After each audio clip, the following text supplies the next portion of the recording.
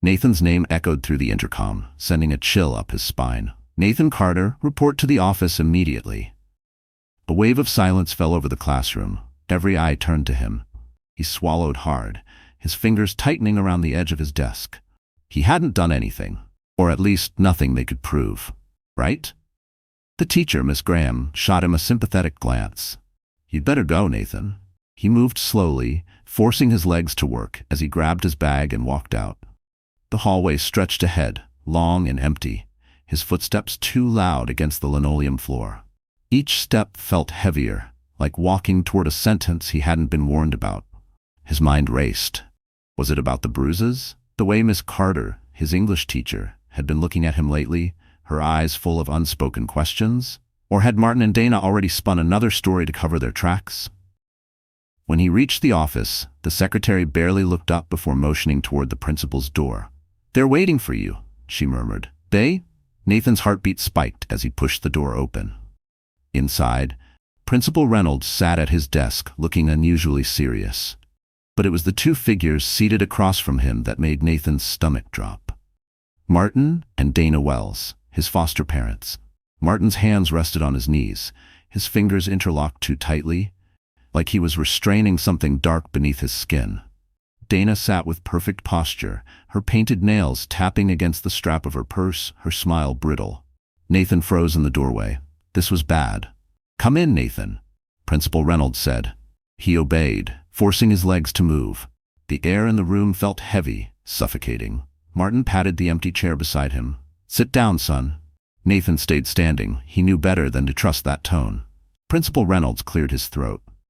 "Nathan, Miss Carter came to me with concerns about your well-being." There it was. The first crack in the walls Martin and Dana had built around their perfect lie. "She mentioned some bruises, and that you've been withdrawn lately," Reynolds continued. "She's worried about you, and frankly, so am I." Nathan forced himself to keep breathing. He felt Martin's gaze drilling into the side of his face, his silent warning sharp as a knife. Dana was the first to react, pressing a delicate hand against her chest. "Oh, Nathan, honey," she murmured, her voice syrupy sweet. "Why didn't you tell us you were struggling? We could have helped you." Nathan almost laughed. "Helped him?" Martin sighed, his voice taking on the perfect balance of disappointment and concern. "Nathan's been having trouble adjusting," he told Reynolds. "We've been trying to support him, but, kids who come from trauma." He let the sentence hang in the air, heavy with implication. Nathan's fists clenched under the table. He knew what they were doing. This was their game. Make it seem like he was the problem. The troubled kid, the one who couldn't handle rules, the one who acted out. "I'm fine," Nathan said, his voice flat. Principal Reynolds studied him. "Nathan, if there's something wrong, you can tell me. This is a safe space." Safe. The word almost made him laugh. He risked a glance at Martin, a barely perceptible twitch of his jaw. A warning. One wrong word, and there will be consequences. Nathan swallowed the lump in his throat. "I'm fine," he repeated. "Miss Carter's just misinterpreting things." Dana let out a relieved breath, like a mother who had just learned her son hadn't actually failed his math test. Martin nodded, slow and approving. "See? He's a good kid. Just needs a little structure." Reynolds didn't look convinced, but without proof, there was nothing he could do. After a tense pause, he sighed. "All right, Nathan, but my door is always open." Nathan nodded, but the moment he stood, Martin's hand clamped down on his shoulder, firm, unshakable. "We appreciate the concern, Principal Reynolds," Martin said, his voice warm, polished, "but we know what's best for Nathan." Nathan felt his grip tighten. No one argued. No one ever did. That night, Nathan sat in his room, staring at the dim light leaking in from the hallway. He could hear Martin and Dana's voices downstairs, hushed but sharp. "If he screws this up for us, Dana?" I know, but you need to keep it together." "I swear to God, if he opens his mouth—" Nathan exhaled shakily, pressing his back against the wall. His hand drifted under his mattress, fingers brushing against the torn photo hidden there. His real family. He missed them, but missing them wouldn't save him. He had made a mistake today. He had let them know someone was watching, and now they would be watching him. He had to be smarter. He had to be careful. Because if he wasn't, next time he wouldn't get a warning. Nathan is running out of time. His foster parents aren't just hiding abuse. They're hiding a much darker secret. But will he survive long enough to expose it? Comment your thoughts below, and don't forget to subscribe to see what happens next.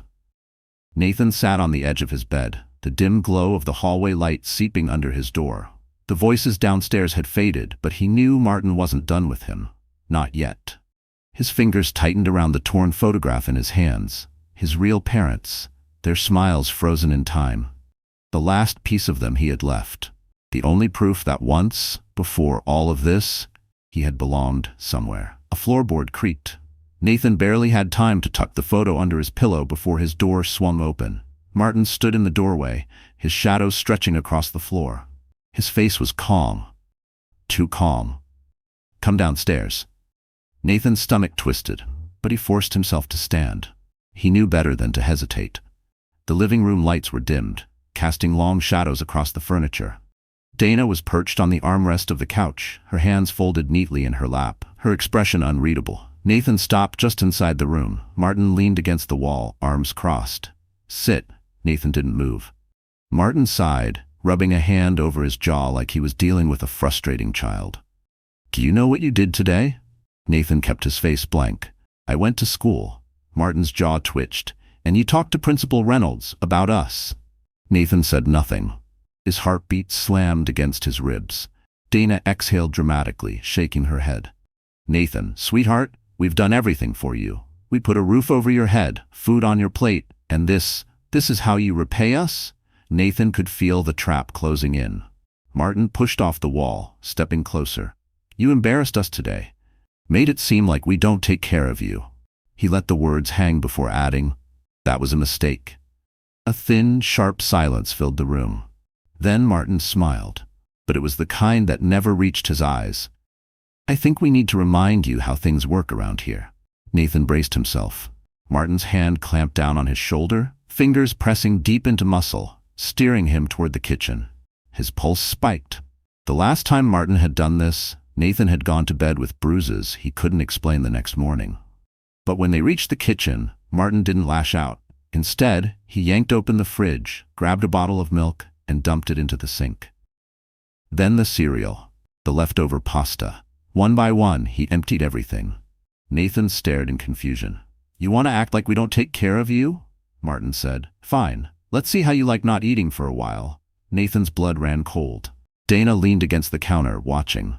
Maybe then you'll appreciate what we do for you. Nathan swallowed hard, his throat dry. His body was screaming at him to fight back, to yell, to shove past them and run. But where? They controlled everything. Martin smiled again, clapping a hand against Nathan's back. You'll learn, kid. And just like that, it was over.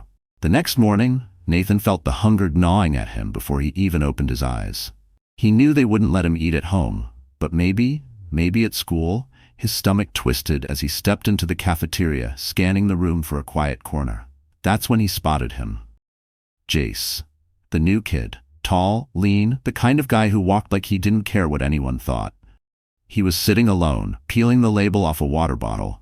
Nathan hesitated, then, against every instinct, he walked over. Mind if I sit here? Jace glanced up.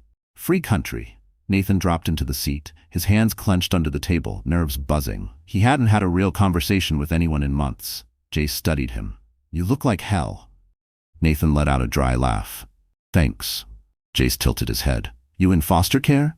Nathan's muscles tensed. What? Jace shrugged, taking a sip of his water. You've got the look. And the way you flinched when I said something personal? Dead giveaway. Nathan said nothing. Jace leaned in slightly. Listen, man, I've been there, and I know what happens when people like them think no one's watching.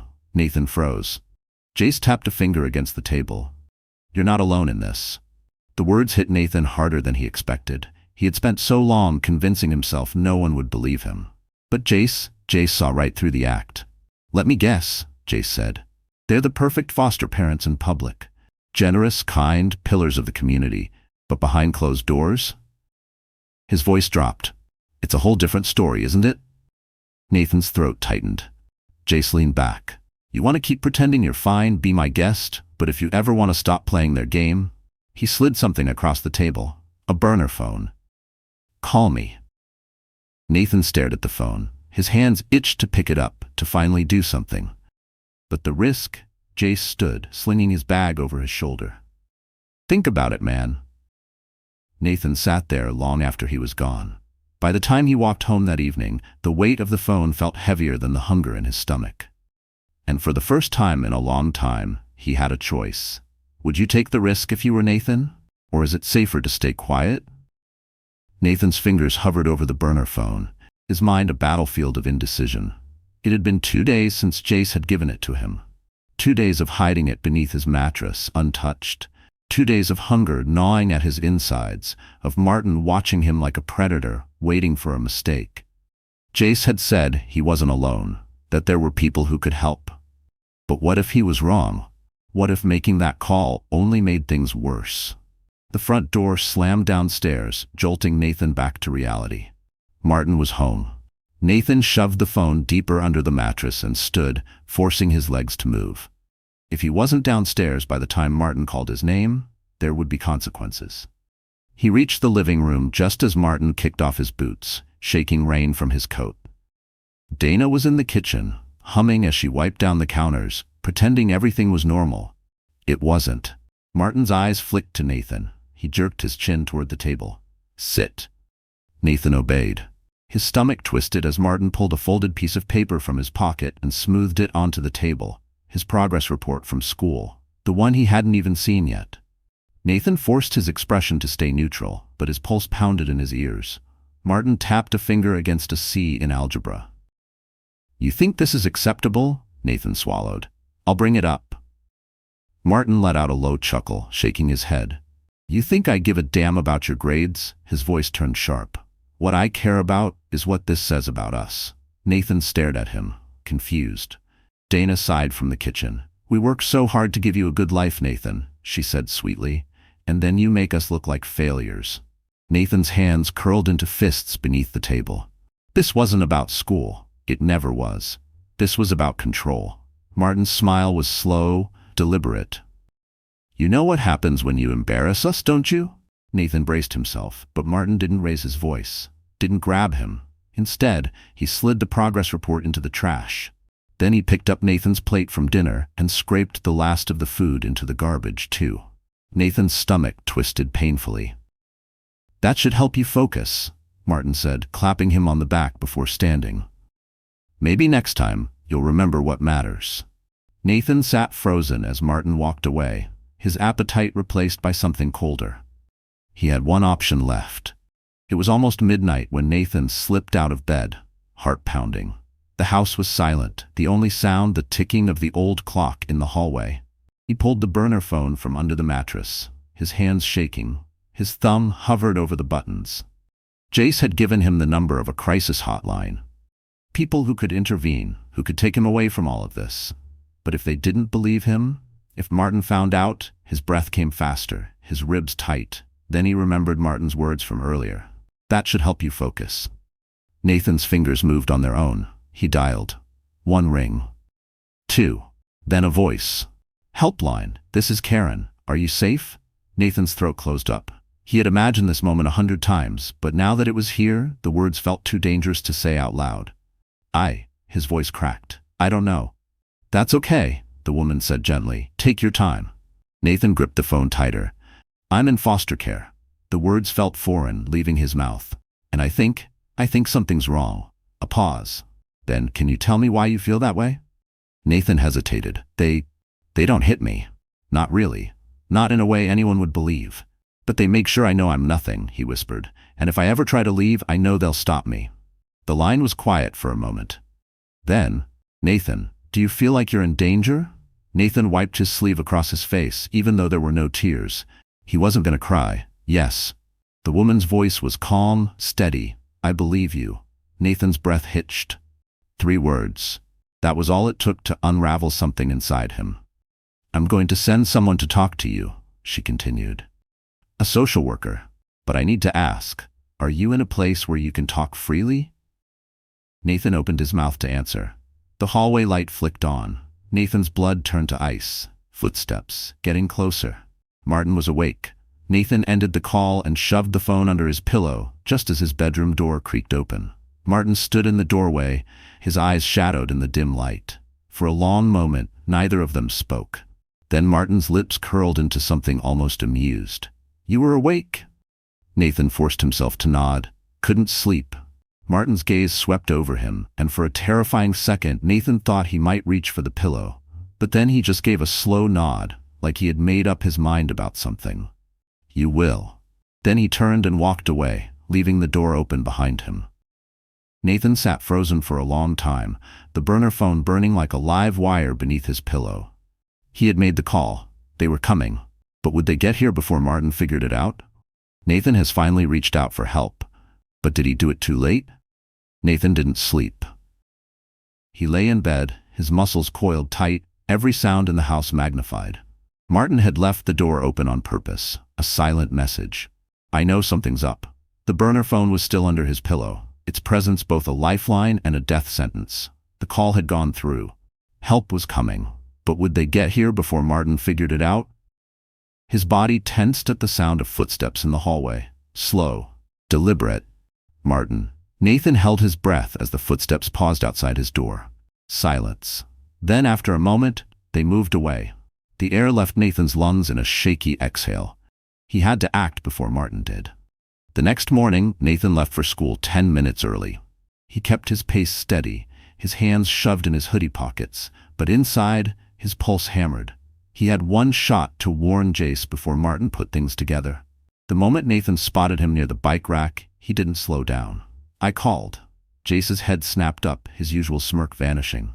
"You serious?" Nathan nodded, his throat dry. "Last night, a social worker's coming." Jace ran a hand through his hair, exhaling sharply. "That's big, man," Nathan swallowed. "I think Martin suspects something." Jace's expression darkened. "Then you need to be ready." Nathan shook his head. "I don't know how." Jace studied him for a moment, then pulled something from his pocket, a tiny silver voice recorder. Nathan blinked. "What?"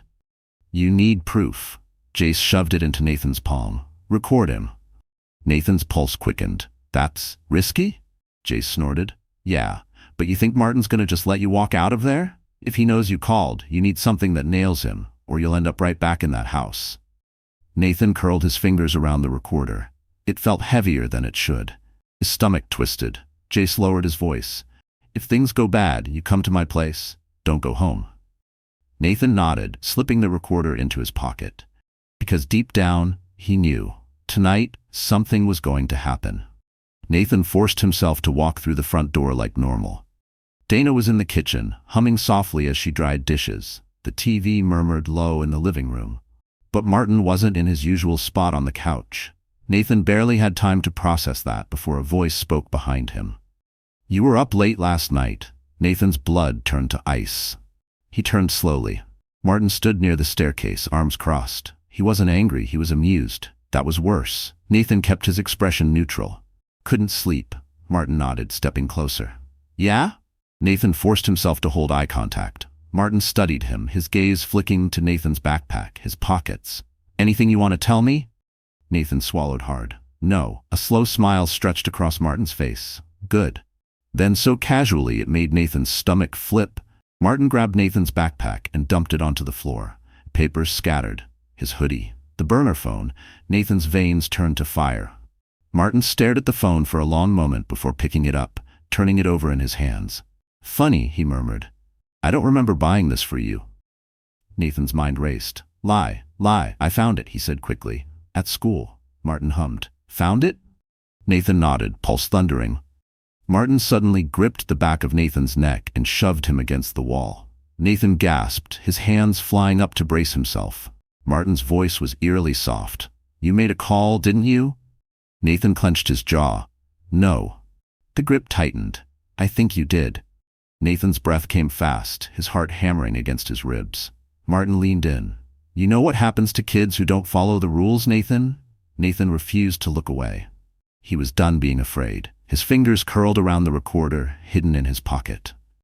Click. Martin didn't hear it over his own voice. "You think someone's coming to save you?" Martin scoffed. "Guess what? No one's gonna believe a kid like you over me." Nathan gritted his teeth, forcing himself to stay still. Then suddenly, Martin let go. Nathan stumbled forward, his breath shaky. Martin smirked. Dinner's in 10. Like nothing had happened. Nathan stood there, his body screaming at him to run, but instead he did something smarter. He walked to his room. And he pressed stop on the recorder. His fingers trembled as he replayed the audio. You think someone's coming to save you? No one's gonna believe a kid like you over me. Nathan swallowed hard. It wasn't enough, not yet. But it was a start. Nathan finally has a weapon, but how much longer can he keep it hidden? Nathan sat on his bed, gripping the recorder so tightly his fingers ached. The proof was there. Martin's voice, sharp and cruel, echoing back at him. You think someone's coming to save you? No one's gonna believe a kid like you over me.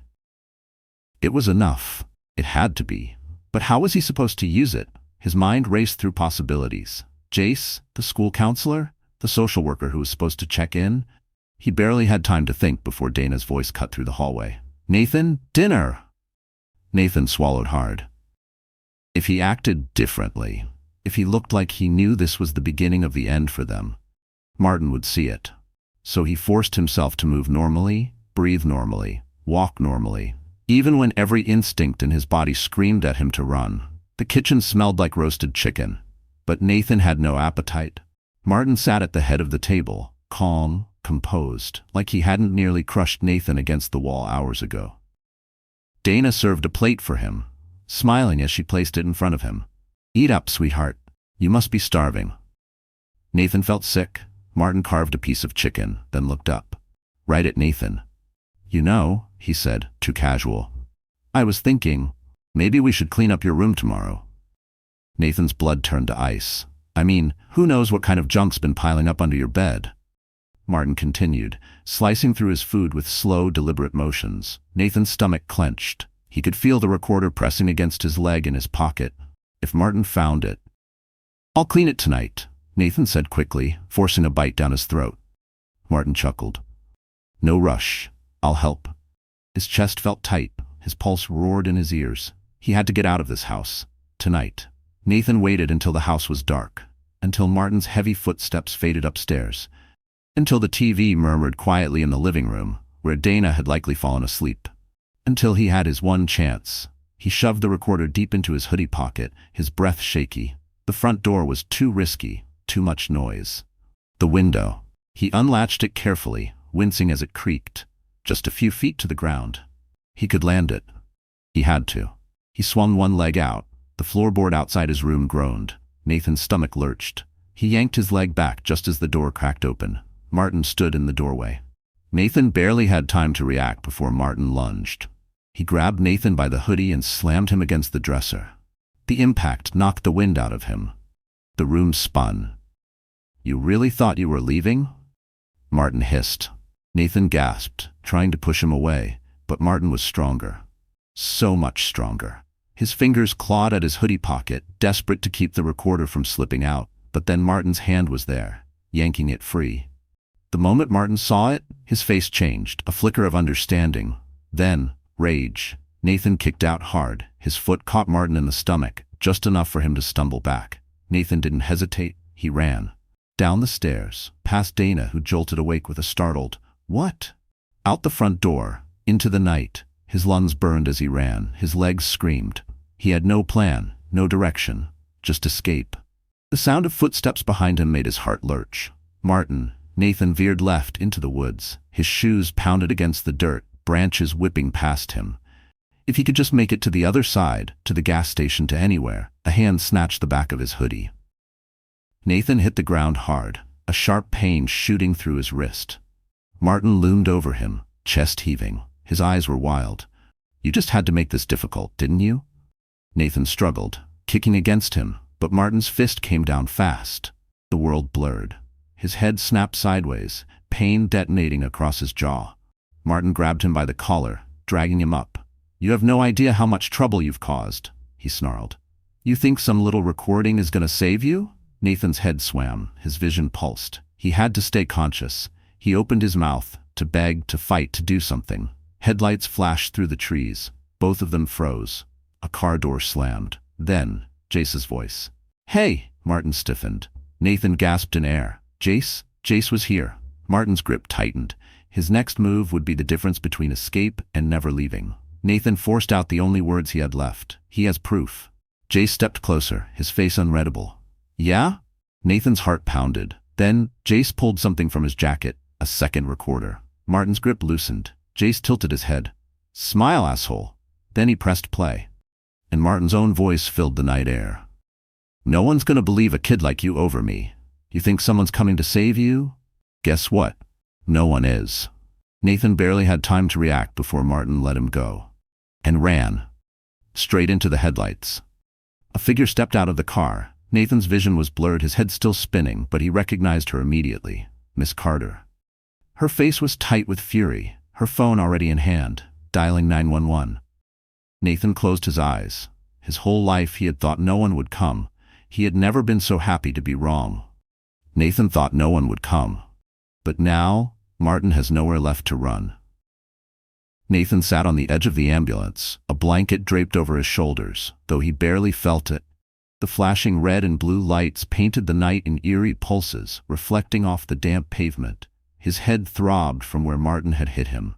His wrist ached, but none of it mattered. Martin was in handcuffs.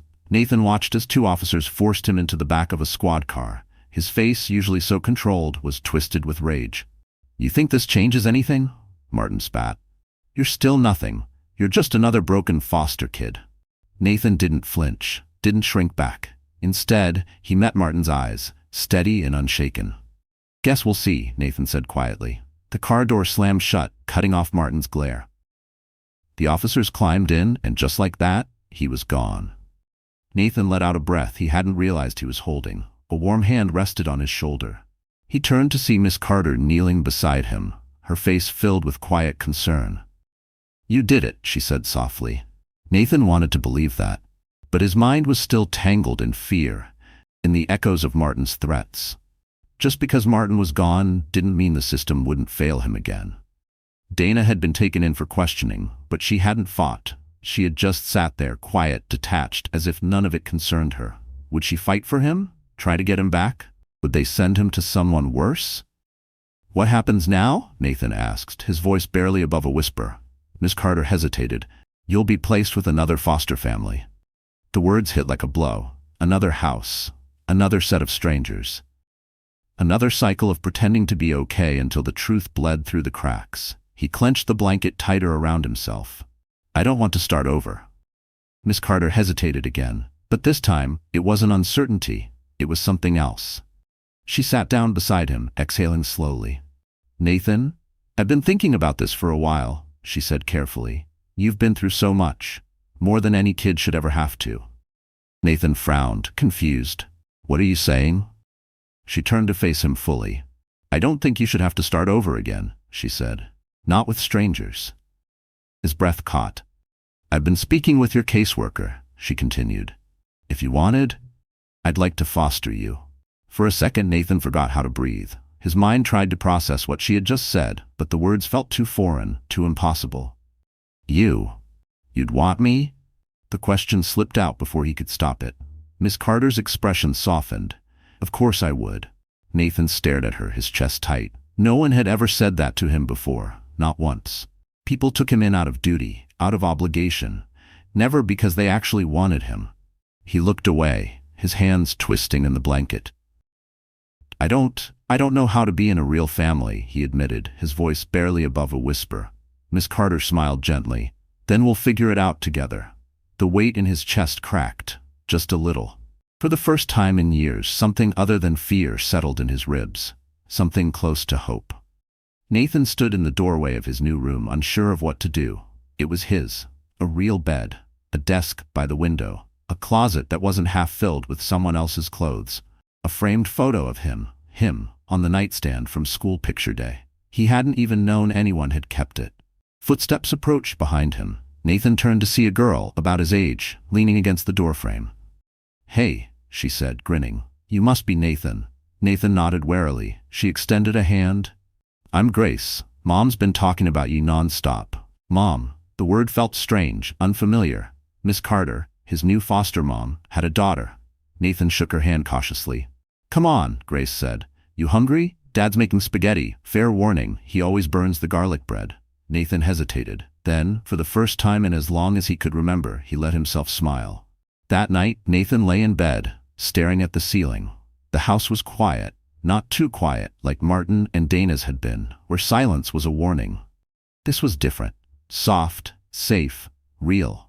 His fingers brushed against something under his pillow. He pulled it out, the old, torn photograph of his real family. Nathan stared at it for a long time. Then slowly he slid it into the nightstand drawer. Not forgotten, never forgotten, but no longer the only thing holding him together. Because for the first time in a long time, he wasn't just surviving, he was home. Nathan spent his whole life believing no one would want him. But maybe, just maybe, he had been wrong. Nathan never expected life after Martin to be easy, but he also never expected how loud the quiet could be. The first night in Miss Carter's house he had barely slept. His body was wired for danger, waiting for a creaking floorboard, for a sharp voice calling his name, for a hand grabbing his wrist too tight. But none of that came. Instead, there was soft conversation from down the hall. The sound of Grace laughing at something dumb on TV. A door closing gently, not slammed in warning. It didn't feel real. It didn't feel his. By the end of the first week, Nathan had learned a few things. Miss Carter, Ava, was patient. Too patient, like she was waiting for him to break. Grace talked a lot and asked too many questions. Nathan didn't know how to be here. It wasn't that Ava and Grace weren't kind. It was that they were too kind. He wasn't used to people checking in on him. He wasn't used to someone actually caring. So when Grace nudged his arm at dinner one night and said, "You eat like someone's gonna take your food away," Nathan's whole body locked up. The words weren't meant to hurt. She wasn't mocking him. But she wasn't wrong. He put his fork down. "I'm done." He could feel Ava's eyes on him, but she didn't push. She never did. And that somehow made it worse. At school, things weren't much better. Everyone knew. They didn't say it outright, but Nathan saw the way their eyes lingered on him in the hallways, the whispers just out of reach. Martin's arrest had made the news. Foster dad exposed for child abuse and fraud. Nathan Carter was no longer invisible. He hated it. Jace was the only one who acted normal. "So," Jace said, slamming his tray onto the cafeteria table across from Nathan's. "How's it feel being a free man?" Nathan shrugged. "Weird." Jace smirked. "Weird good or weird bad?" Nathan pushed his food around his plate. "Weird." Jace leaned back. "You still sleeping with your shoes on?" Nathan's head snapped up. Jace held his gaze, not judging, just knowing. Nathan looked away. "I don't." "It's fine," Jace interrupted. "Took me months before I stopped waiting for someone to drag me out of bed." Nathan didn't answer, because yeah. Later that night, Nathan sat on the edge of his bed, staring at the floor. Ava had left his door cracked, just like always. A silent reassurance that he wasn't trapped here, that he could leave his room whenever he wanted. But what if he didn't belong here? What if this was just another temporary stop before they realized he wasn't worth the effort? What if one day he came home and Ava said, "Sorry, Nathan, but this isn't working out." His fingers twitched toward his nightstand, toward the old habit. Martin's house had rules, strict rules. One of them, if you were going to cry, make sure no one could hear you. Nathan pulled open the drawer and grabbed the only thing he still had from his old life, a roll of duct tape. He tore off a strip with practiced ease, pressed it over his mouth. Just in case the nightmares came. Just in case the silence wasn't enough to keep him quiet. He woke up gasping. The dream was already slipping away, but the fear still clung to his skin. The room was dark, moonlight slanting through the window, and then a shadow in the doorway. Nathan jerked back, his heart slamming into his ribs. Then the shadow moved, and a voice whispered, "Nathan?" Not Martin, not danger, Grace. She froze when she saw him, saw the tape still pressed against his mouth. Nathan ripped it off, his hands shaking. For a long moment, neither of them spoke. Then Grace took a step inside, closing the door behind her. "I used to do that too," she said softly. Nathan stared at her. "What?" She sat on the floor, cross-legged. "The tape, to stop the crying." His chest tightened. "Why?" Grace traced a pattern onto the carpet. "Before my mom met Ava, we had a foster mom who hated noise. If we cried at night, she'd lock us in the closet." Nathan's stomach twisted. "She told us we had to be grateful she took us in," Grace continued, her voice hollow. "Said we didn't have a right to be upset."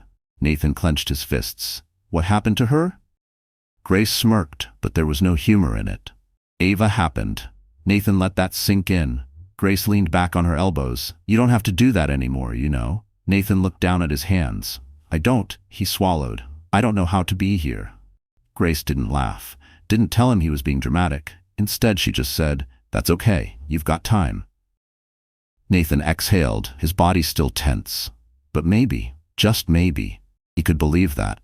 Some wounds don't heal overnight, but maybe, just maybe, Nathan doesn't have to heal alone.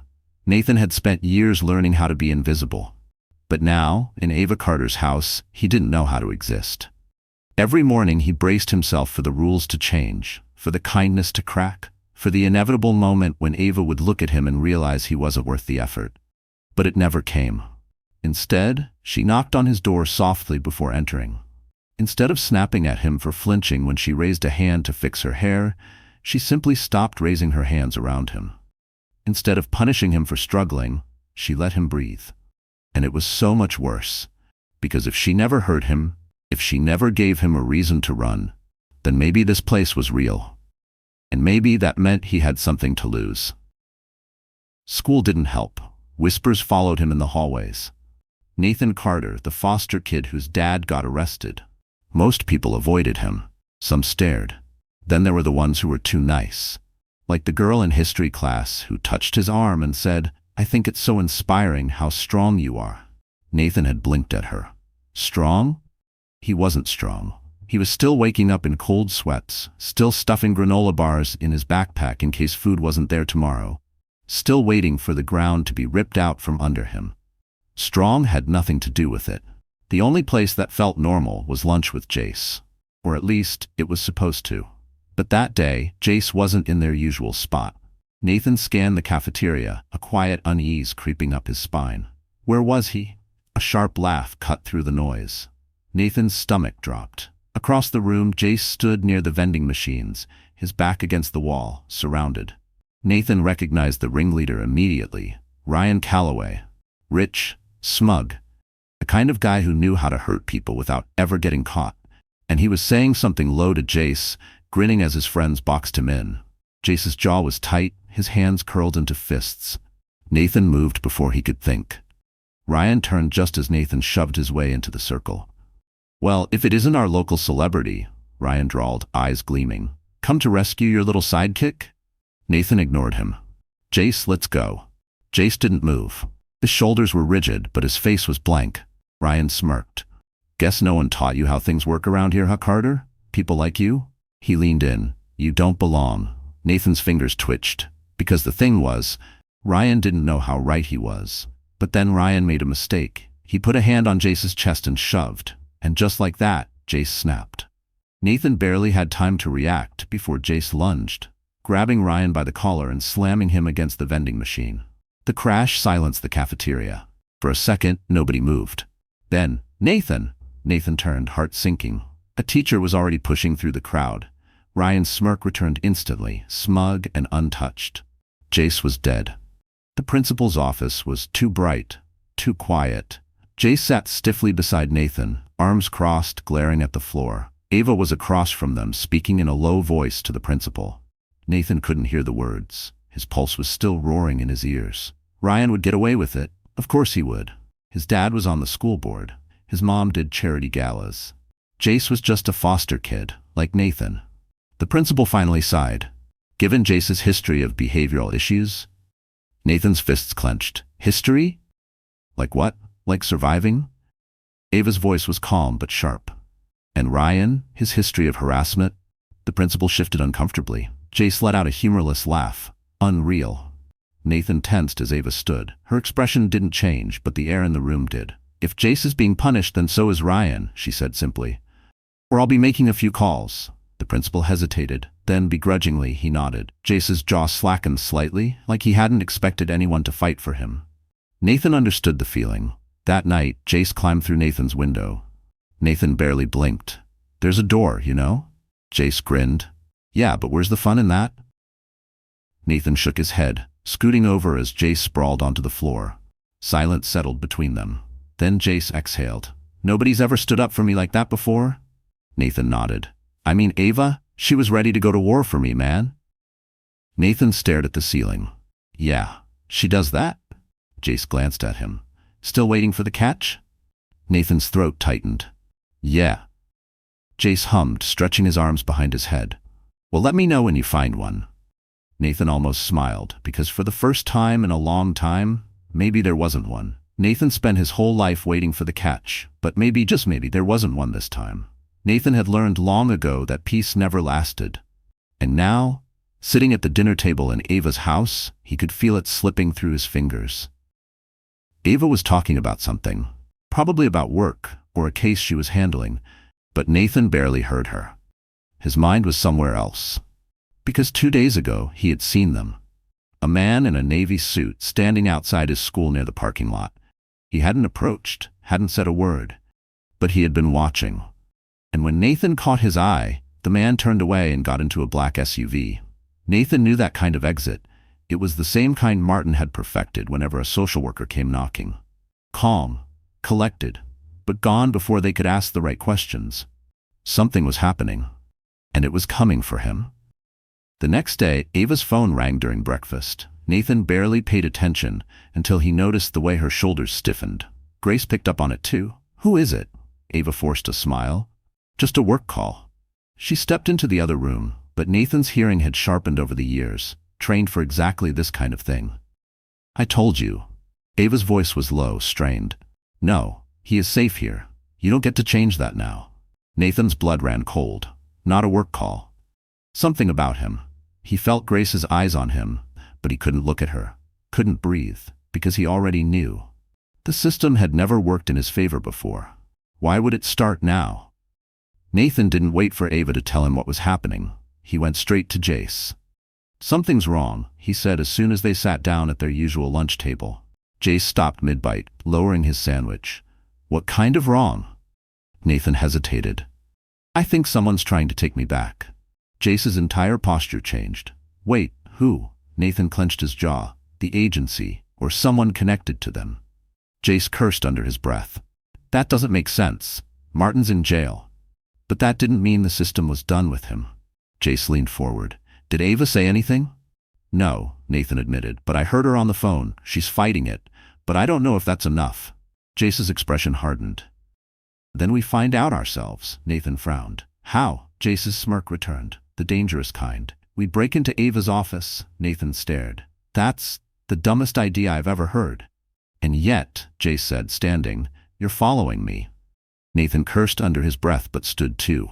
Because yeah, he was. Breaking into Ava's office was almost too easy. She worked in child welfare, which meant files were locked away, but Nathan knew where she kept the digital ones.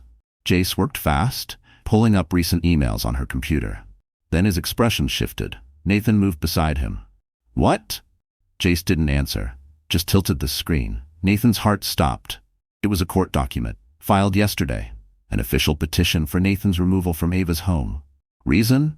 Potential disruption to current foster placement due to behavioral instability and prior false accusations. Nathan's hands clenched into fists. False accusations? Martin was in prison. And yet the system was still siding with him. His pulse roared. I can't go back. You won't, Jace said immediately. But Nathan wasn't listening anymore. Because it didn't matter what he wanted. The system had never cared before, and it wasn't going to start now. That night, Ava found him sitting on his bed, bag half packed. She froze. Nathan, he didn't look up. I heard you on the phone. Ava's breath hitched. How long? Nathan asked, voice hollow. How long before they take me?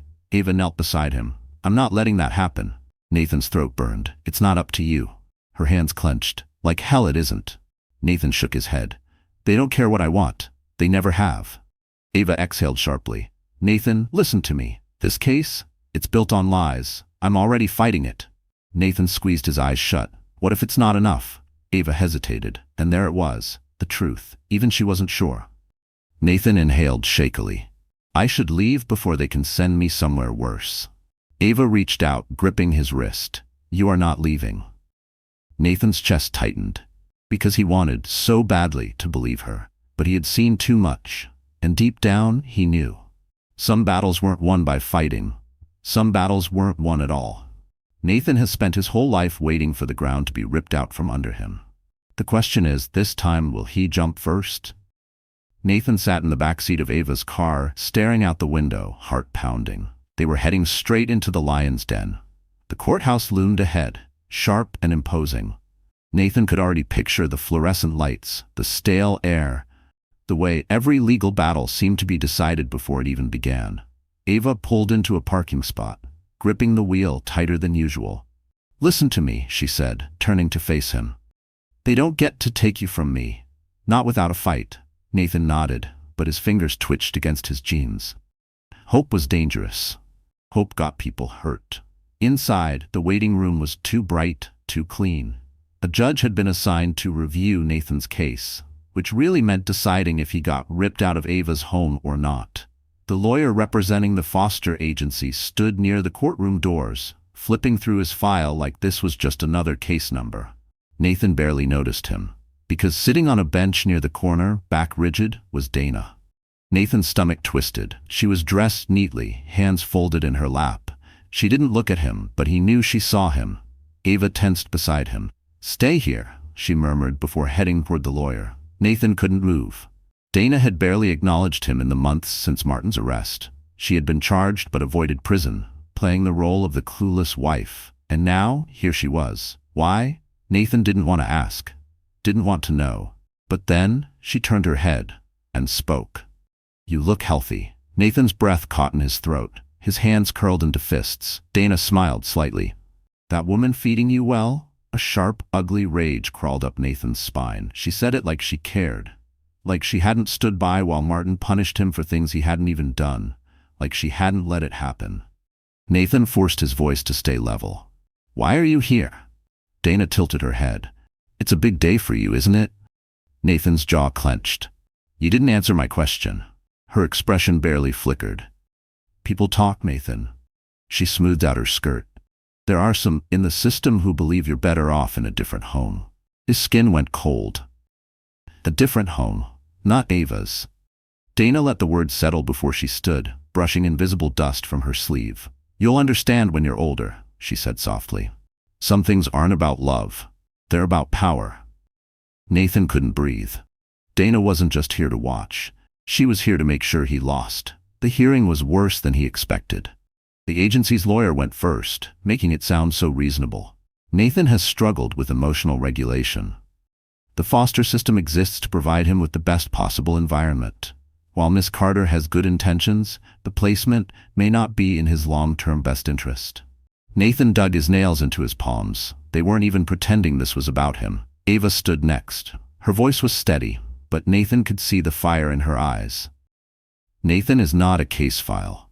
He's a person. His past does not define him, his future does. And he deserves the chance to heal without being torn away from the one place he finally feels safe. Nathan stared at the judge. Did she even care? Or had this been decided before he walked in? Then the judge turned to him. "Nathan," she said, "do you have anything to say?" Silence. Every muscle in his body locked up, because what could he say? That he wanted to stay? That it wouldn't matter? That they had already made up their minds? His vision blurred. Then, movement. Nathan's gaze snapped to the back of the room. Jace. He was standing. Jace shouldn't have been here. And yet, here he was, shoving past the aisle, fists clenched. And then, before anyone could stop him, he spoke. "You can't take him," Jace said, voice shaking with anger. The entire courtroom froze. Nathan's heart stopped. The lawyer frowned. "This is a closed hearing." "I don't care," Jace snapped. "You want to talk about Nathan like he's some problem to be fixed? Then you should know. You're the problem." Gasps rippled through the room. Nathan could barely process what was happening. "I was in the system too," Jace said, voice rough. "You know what happens when kids like us get placed somewhere better?" His eyes burned. "They get sent to people like Martin." Dana stiffened. Jace turned to the judge. "You send him anywhere else and you're giving him a death sentence." Silence. Thick. Unbearable. The judge's gaze flickered to Nathan. His throat burned. Hope was dangerous. But maybe, just this once, it wasn't. Nathan spent his whole life believing no one would fight for him. But maybe, just maybe, he had been wrong. The silence after Jace's outburst felt like a living thing. Nathan's pulse roared in his ears. Jace wasn't supposed to be here. He wasn't supposed to say anything, and yet he had. For him, the agency's lawyer adjusted his tie, clearly thrown off. Your Honor, this is highly inappropriate. This young man isn't a part of this case. The judge studied Jace. Who are you? Jace's hands curled into fists at his sides. Someone who knows exactly how this system works. His voice was tight, controlled, but Nathan could hear the anger simmering beneath it. The judge sighed. I understand your frustration, but no, you don't. Jace stepped forward. You don't get it at all. Nathan's stomach twisted. They were going to throw him out. He couldn't let Jace do this, not for him. But before he could move, Ava stood. Your Honor, she said, her voice calm but unyielding. If we're discussing what's in Nathan's best interest, shouldn't we hear from people who actually know him? The judge hesitated. Ava continued. This isn't just a legal matter. It's his life. And if we're deciding where he belongs, don't you think he deserves to be heard? Nathan's breath caught. She wasn't just defending Jace, she was defending him. The judge exhaled. Then, to Nathan's absolute shock, she turned to Jace. You have 5 minutes. The lawyer objected, but the judge shut him down with a look. Jace didn't waste time. You want to know who I am? He turned to the room.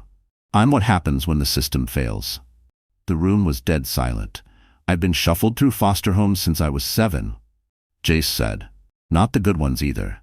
The ones that take in kids for the money. The ones that don't care what happens behind closed doors.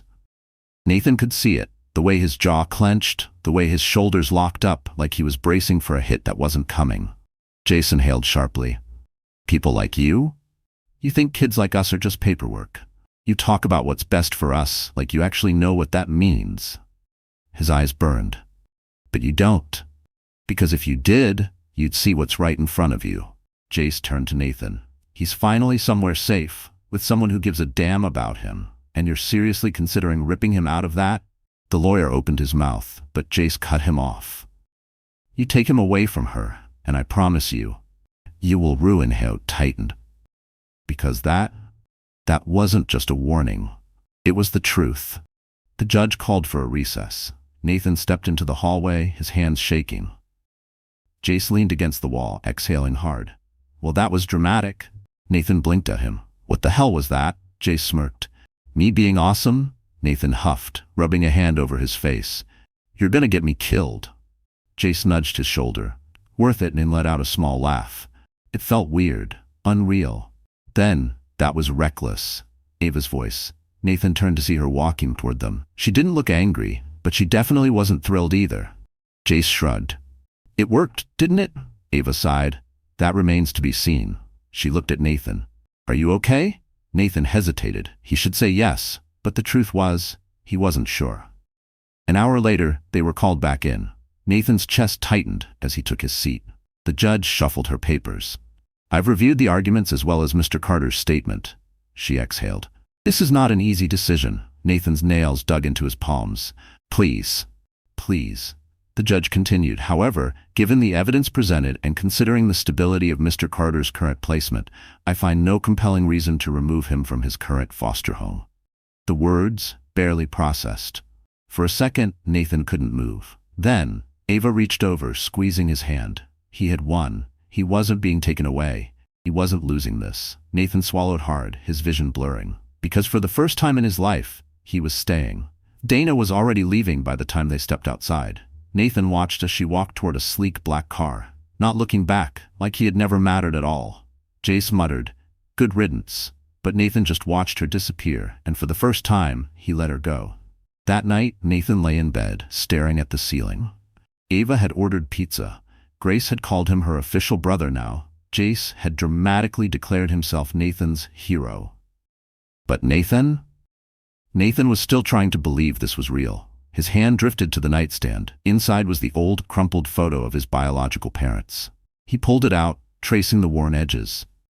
They had been his family once, and now he had another one.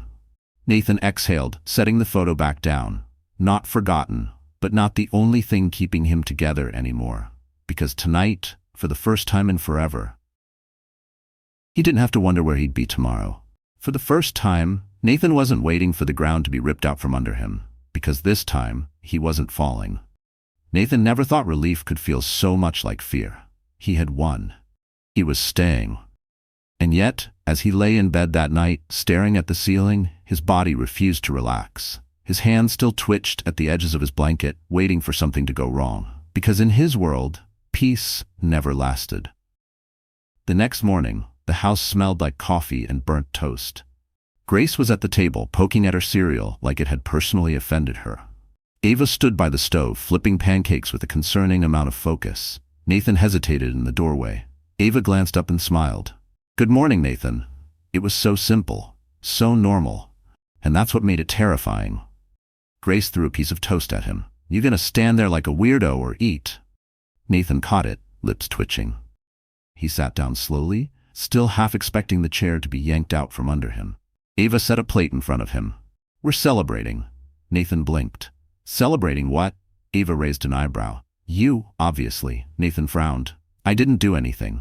Ava's smile softened. "You fought for yourself, Nathan. That's everything." Nathan stared at his plate. His stomach twisted. Because he wasn't used to this.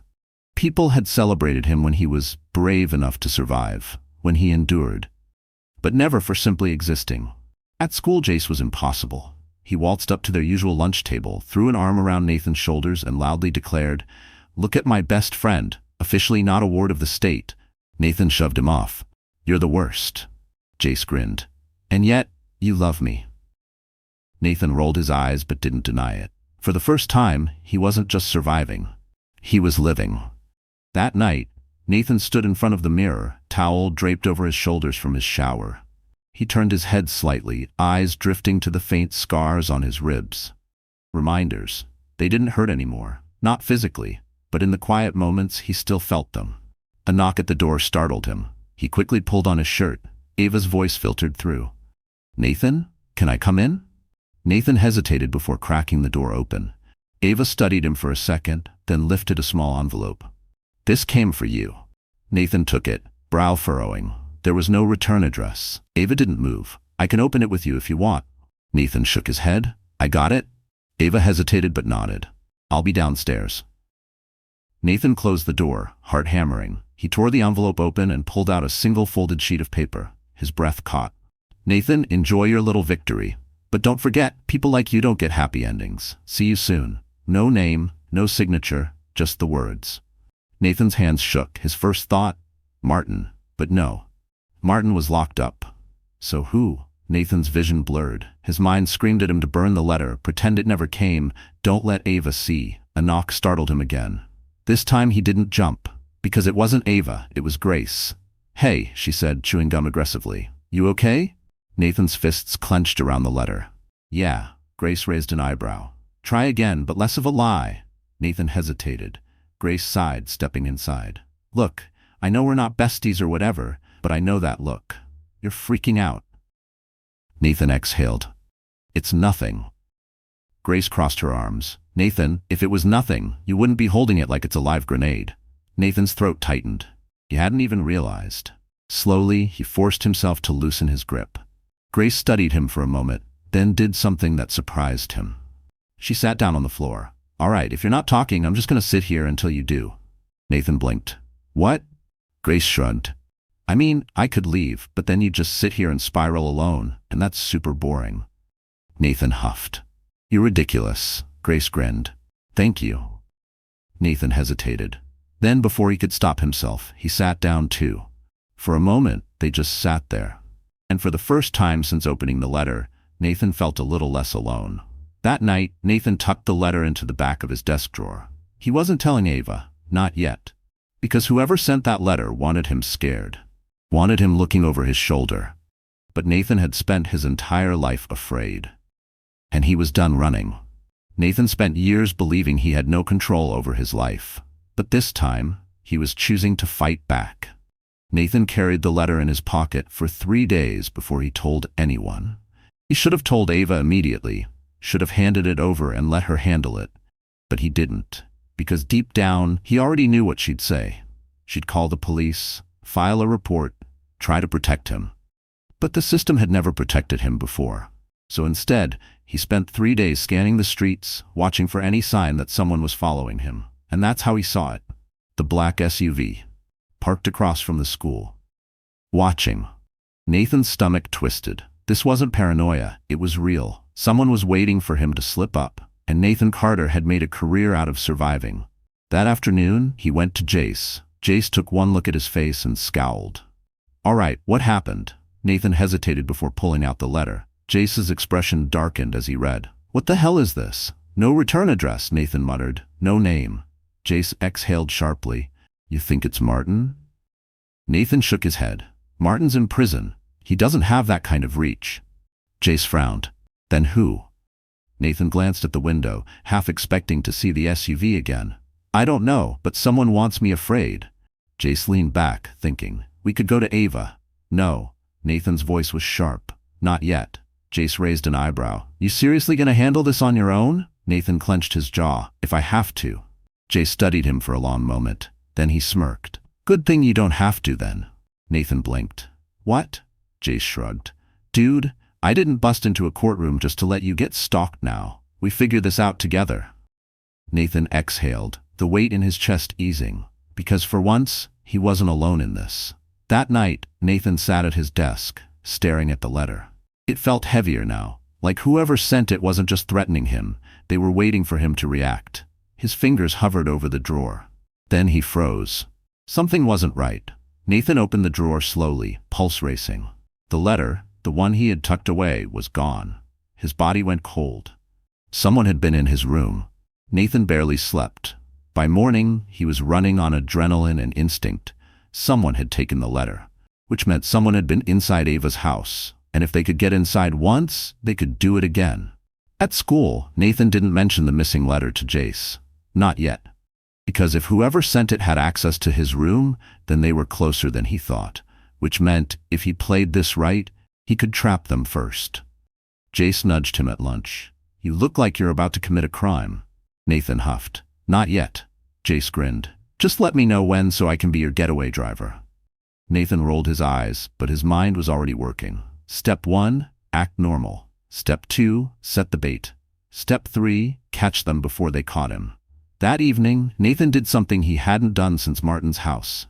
He set a trap. Nothing obvious. Just a few things moved slightly out of place in his room. A single thread of clear tape over his nightstand drawer. A paper tucked into his closet just enough to tell if it had been disturbed. And then, he waited. At 2:37 a.m., Nathan woke up. Something was wrong. His body knew it before his mind did. He stayed completely still, forcing his breathing to remain slow, steady. And then, a floorboard creaked. His blood went ice cold. Someone was in his room. He kept his eyes shut, listening. Another shift. Soft, careful, searching. The nightstand drawer. Nathan's fingers curled around the edge of his blanket. The air was thick, unbearable.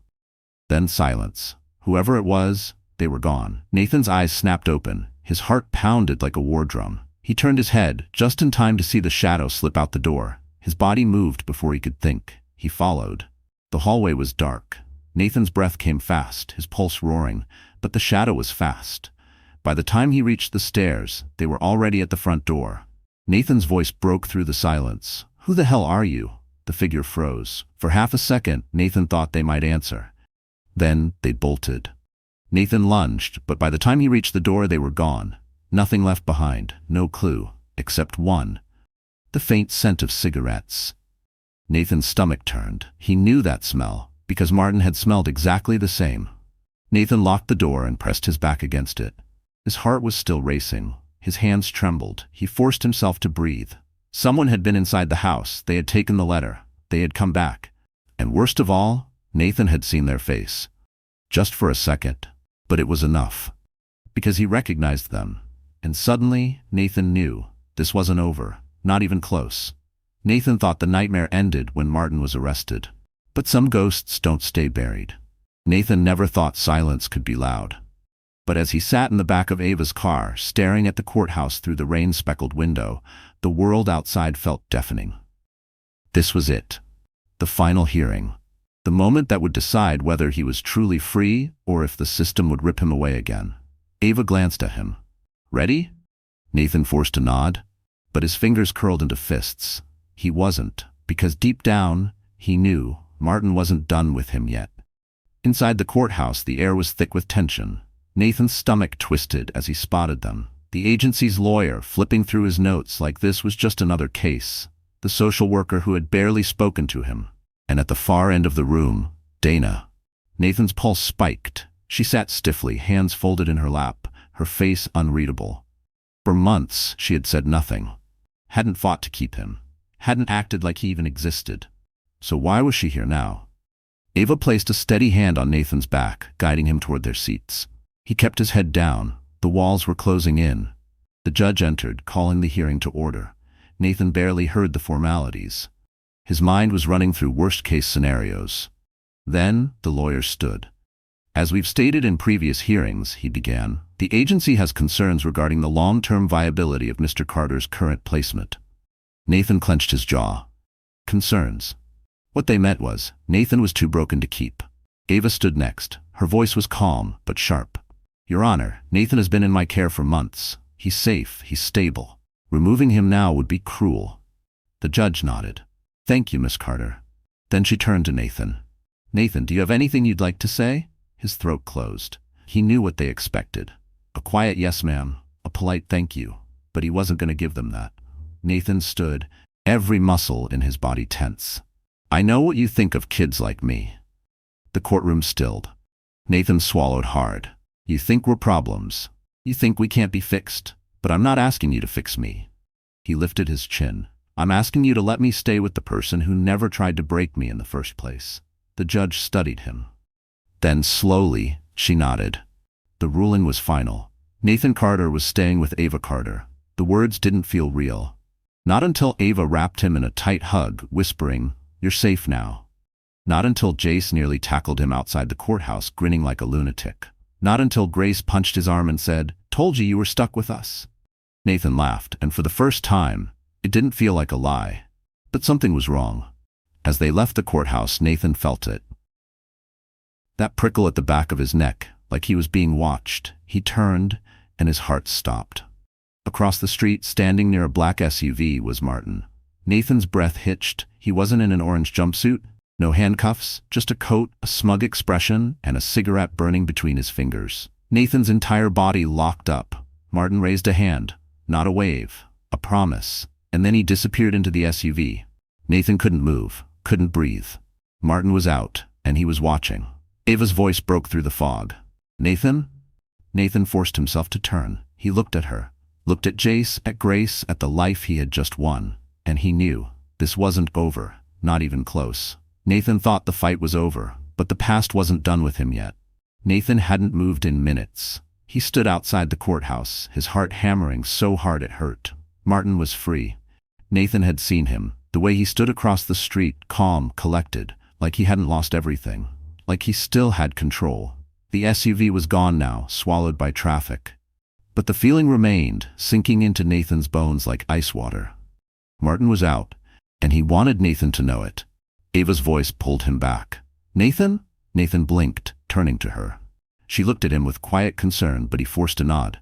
I'm fine. A lie. But what was he supposed to say? Hey, Ava, remember the guy who tried to destroy me? The one we thought was locked away? Yeah, he's back. No, he couldn't say that, not yet. The car ride home was a blur. Grace talked about dinner plans. Jace complained about how courtrooms smelled like old carpet and disappointment. Nathan barely heard them. He was too busy thinking. How had Martin gotten out? He was supposed to be gone. Locked up for years. Had someone pulled strings for him? Was he working the system again? Nathan clenched his fists. It didn't matter. What mattered was what came next. Because Martin didn't do anything without a reason. And if he was back, he had a plan. That night, Nathan lay awake, staring at the ceiling. The shadows in his room felt thicker. Every creak of the house made his skin prickle. His mind whispered the same warning over and over. He's watching. Nathan sat up, couldn't take it anymore. He shoved off the blankets and moved to the window. Pulled back the curtain just enough to see, his breath caught. A car, parked across the street, dark, unmoving. Nathan's heart pounded. He squinted, trying to see if someone was inside. And then the headlights flicked on. Nathan stumbled back. By the time he looked again, the car was already driving away. He stood there, pulse roaring, stomach twisting. That wasn't a coincidence. By morning, Nathan had made a decision. He wasn't going to wait for Martin to make the first move. He needed answers. And there was only one way to get them. Absolutely not.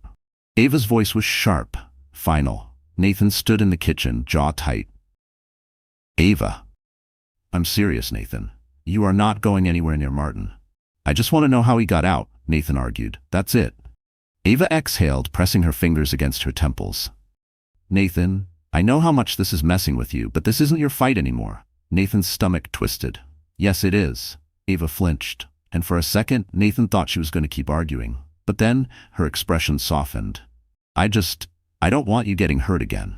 Nathan swallowed. I won't. Ava sighed. I'm not going to convince you, am I? He shook his head.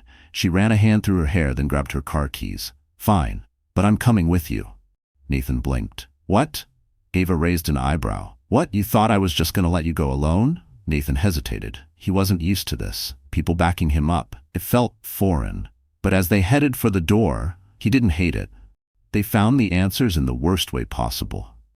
Ava had a few connections in the legal system, and after a few tense phone calls, she got the truth. Martin hadn't been released early. He had never been fully convicted. Nathan's stomach dropped. What do you mean? He asked, gripping the edge of Ava's desk. Ava's voice was tight. His lawyers dragged out the case for months. By the time a ruling should have come, one of the key witnesses backed out. Nathan's pulse roared. Who? Ava hesitated. Dana. Nathan went ice cold. Dana had testified against Martin at first, given just enough to put him away, and then she changed her mind. Nathan couldn't breathe. She made a deal, Ava continued, voice dark. She flipped, withdrew her statement, and suddenly the case wasn't strong enough. Martin walked. Nathan felt sick. Dana had saved him, or so he thought. But now, she had let Martin go, and that meant she wasn't done with him either. Nathan's hands shook. Ava's voice was steady. We'll fight this, Nathan. He's not untouchable. Nathan forced himself to nod. But deep down, he knew the truth. Martin had won this round, and now it was only a matter of time before he made his next move. Martin walked free.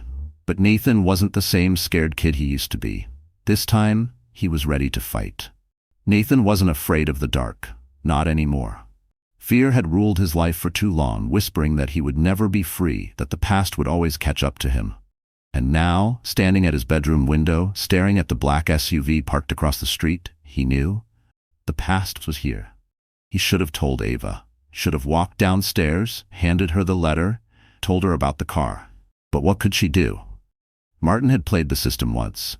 He'd do it again. And Nathan wasn't going to sit back and wait for the ground to be ripped out from under him. Not this time. The next day, he went to Jace. Jace listened as Nathan recounted everything. The SUV, the letter, the way Martin stood outside the courthouse like he still owned Nathan's life. By the time Nathan finished, Jace's jaw was tight. We hit first, Jace said. Nathan frowned. What? Jace leaned forward. You know how Martin works. He gets inside your head, makes you question everything, waits for you to break. If we wait for him to make a move, we lose. Nathan exhaled slowly. So what are you saying? Jace's smirk was sharp. We stop waiting. Nathan felt his pulse kick up, and for the first time in weeks, he agreed. That night, they followed the SUV. Jace had borrowed his cousin's car, something beat up and unremarkable, easy to disappear into traffic. Nathan sat in the passenger seat, watching as Jace tailed the SUV at a safe distance. His hands were steady. His breathing was even, because for once, he wasn't running. He was hunting. The SUV led them to a rundown apartment complex on the edge of town. Nathan's stomach twisted as he recognized the area. Foster homes. Group placements. The place where the system dumped kids like him when no one wanted them. Jace killed the engine. You thinking what I'm thinking? Nathan's grip on the door handle tightened. Yeah. Martin wasn't working alone. He never did. They moved carefully. The SUV was parked near a side entrance. No lights were on in the apartment directly above it. Jace pulled out his phone. I can check property records. See who? The lobby door swung open. Nathan and Jace froze. A man stepped out, pulling a hood over his head. Nathan's blood went cold. It wasn't Martin. It was someone worse. His name was Roy Keller, a social worker, one who had worked in the system for years. Nathan remembered him. How he used to show up at the house for surprise visits that were never really surprises. How he shook Martin's hand and called him a good man. How he looked at Nathan like he wasn't even there. Jace let out a slow breath. You've got to be kidding me. Nathan's hands curled into fists. It made sense. Too much sense. Roy had always protected Martin, always covered for him. And now he was helping him again. Nathan exhaled sharply. We need proof. Jace's eyes gleamed. Lucky for you, I have a plan. Nathan almost laughed. Because this time, they weren't the ones being played. The plan was reckless, which meant it was probably going to work. Jace set up an old phone in the back seat, camera angled toward the apartment door. A simple trick, but effective. If Roy and Martin were working together, they'd slip up. They always did. At school the next day, Nathan felt different, lighter. Not because things were better, but because for the first time, he wasn't powerless. Grace nudged him in the hallway. You good? Nathan smirked. Yeah, I think I am. Grace narrowed her eyes. That's suspicious. Nathan just laughed, because maybe for once, he had a reason to. That night, the phone caught exactly what they needed. Martin's voice, Roy's voice, and one sentence that made Nathan's blood run cold. We'll get him back. Just be patient. Nathan closed his eyes. They were coming for him, but they didn't know. He was coming for them first. Martin thought he could take everything from Nathan. But this time, Nathan wasn't playing defense. Nathan had spent his whole life waiting for the fight to be over. But now, standing in the courtroom one last time, he realized some battles never end. The evidence was undeniable. The recordings, the surveillance, the truth laid bare. Roy Keller was arrested. Martin was sent back to prison. For good this time. And Nathan, he was free. But freedom wasn't what he thought it would be. Months passed. The nightmares didn't disappear overnight. He still flinched at loud noises, still felt the weight of invisible chains. But something was different now. This time, when he woke up shaking, he wasn't alone. Ava would knock on his door, reminding him she was there. Grace would shove a pillow at him and grumble, "Go back to sleep, loser." Jace would never let him forget they won. And slowly, piece by piece, Nathan started living. One evening, he found an old photograph in his drawer. His biological parents. He traced the worn edges, his chest tight. He would never get them back. He would never erase the years of pain. But maybe he didn't have to. Maybe the past didn't have to define him. Maybe he could build something new. Nathan stepped outside, the cool air filling his lungs. For the first time in his life, he wasn't looking over his shoulder. Martin was gone, but more importantly, Martin no longer controlled him. Nathan smiled, a quiet, real smile. Because this wasn't just survival. This was victory.